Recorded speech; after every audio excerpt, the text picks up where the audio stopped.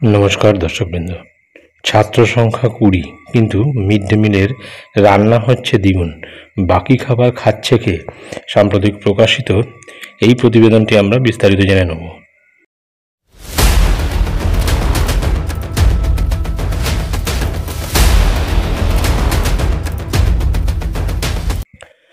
স্কুলে ছাত্রছাত্রী নেই, অথচ মিড ডে মিলের তালিকায় শত শত নাম। এমনই চাঞ্চল্যকর অভিযোগ উঠেছে উত্তর দিনাজপুর জেলার করণদিঘি ব্লকের উত্তর কোচরা প্রাথমিক বিদ্যালয়কে ঘিরে। জানা গিয়েছে, স্কুলে মোট নাম নথিভুক্ত পড়ুয়ার সংখ্যা 596 জনের, অথচ প্রতিদিন গড়ে উপস্থিত 20 থেকে 60 জনের মধ্যে সীমাবদ্ধ থাকে। তারপরও মিড ডে মিলের খাতায় দেখানো হয় 250 থেকে 400 জন উপস্থিত। কেন এমনটা? স্কুলের এক শিক্ষক আব্দুল হালিম জানান, আমি এই বিষয়ে বেশি কিছু বলতে পারবো না। শনিবার হঠাৎ করেই এসআই আসেন, তখন হঠাৎ পড়ুয়া বেড়ে গিয়েছিল, কিভাবে বলতে পারবো না। তারপর আবার ডেকে আনা হয়েছিল 170-80 জন পড়ুয়াকে। আসলে প্রথমে কম পড়ুয়া আসে, পরে বেশি করে চলে আসে। মিড ডে মিলের রাঁধুনি ফুলো হাসদার বলেন, অনেক ছাত্রই তো আসে, আসলে আমরা অনেক বেশি সংখ্যক পড়ুয়ার কথা মাথায় রেখেই রান্না করি। স্কুল কর্তৃপক্ষের যদিও দাবি 250 থেকে 300 পড়ুয়া নিয়মিত আসে। স্কুলের টিআইসি পড়ুয়ার কম উপস্থিতির পিছনে দায় চাপান অভিভাবকদের উপর। তার কথায়, অনেকেই আমাদের স্কুলে নাম নথিভুক্ত করিয়ে ছেলে মেয়েদের বেসরকারি স্কুল বা মাদ্রাসায় পাঠান, ফলে সরকারি স্কুল ফাঁকা পড়ে থাকে।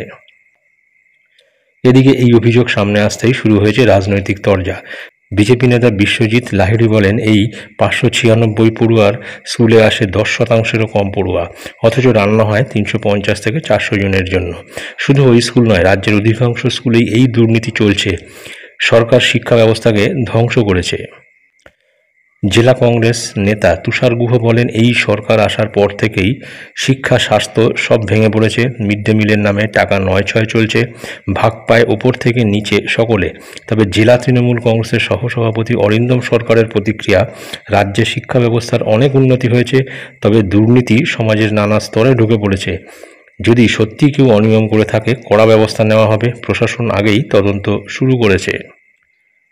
যদিও বিষয়টি নিয়ে প্রশাসনিক স্তরেও নড়েচড়ে বসেছে জেলা প্রাথমিক বিদ্যালয়ের সংসদের নাজিমুদ্দিন আলী বলেন, আমরাও অভিযোগ পেয়েই এসআইকে পাঠিয়েছিলাম। তদন্তে একাধিক অসঙ্গতি ধরা পড়েছে। ইতিমধ্যেই উচ্চ পর্যায়ের তদন্ত কমিটি গঠন করা হয়েছে। গ্রামবাসীদের সঙ্গে কথা বলে ও নথি খতিয়ে দেখে প্রয়োজনীয় ব্যবস্থা নেওয়া হবে। এখন বিষয়টা হচ্ছে যে এই রোগ কিন্তু অনেক স্কুলেই, শহর থেকে শুরু করে গ্রামের, প্রত্যন্ত গ্রামের প্রচুর স্কুলে কিন্তু একই নিয়মে কিন্তু মিড ডে মিল চলছে এবং মিড ডে মিলের টাকা নয়-ছয় হচ্ছে।